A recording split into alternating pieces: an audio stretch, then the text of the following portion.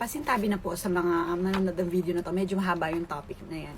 So, dun sa children's wear, ayan, magbigay ako ng sample. Ayan, nakita niyo itong aking mannequin. Okay. Ayan yung harapan, ito yung likuran, ayan. Ito yung gilid. Diba? Flat siya. Ito ay pang 3 years old, pang 3 taon. Ngayon, ang pinagkaiba nito sa women's wear na mannequin, syempre wala siyang boobs, ganan. So, flat siya. Kaya, ang maganda sa kanya, mas madaling gawin yung pattern. Kasi pag may kailangan mong i-shape, i-ayon sa hugis, kailangan mo ng dart, ganun. So, yung pattern ng pambata, para siya yung pattern ng t-shirt ng pangmatanda, ganun. Flat lang siya. So, kaya ang masasuggest ko lang is, kung meron kayong yung t-shirt ng anak nyo or something, yun yung gawin yung base pattern. And then, latag mo siya sa magiging ganito itsura niya, no? Ayan, yung may collar, ganyan. Kalahati lang ang kailangan mo kasi usually tinatrace lang natin yung kalahati.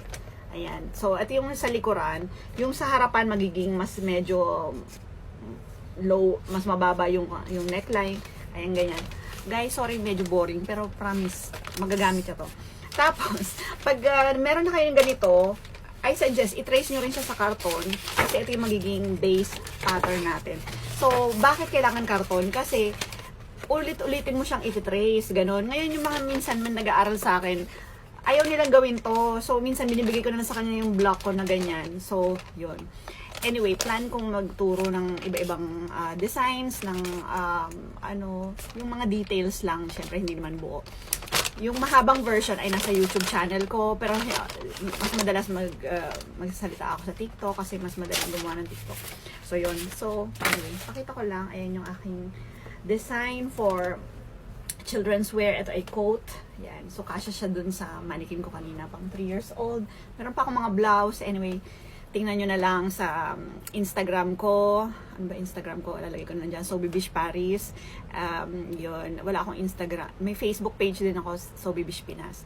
Ayun, yun lang. So, kung may tanong kayo about sewing, etc., etc., pananahe, pagtatapos ng tela, feel free to ask kasi gusto kong gumawa talaga ng content tungkol doon. Ayan, gusto kong mag-share ng, feeling ko kasi parang konti lang yung information in Filipino na libre, online or sa YouTube, ganyan. So, gusto kong mag-contribute ng alam ko tungkol doon. So, yun lang. And then, kung gusto niyo mag-online lesson with me, meron rin ako, ayan, ito yung website ko. Ang dami kong plugging, no? Anyway, pasensya na. Salamat!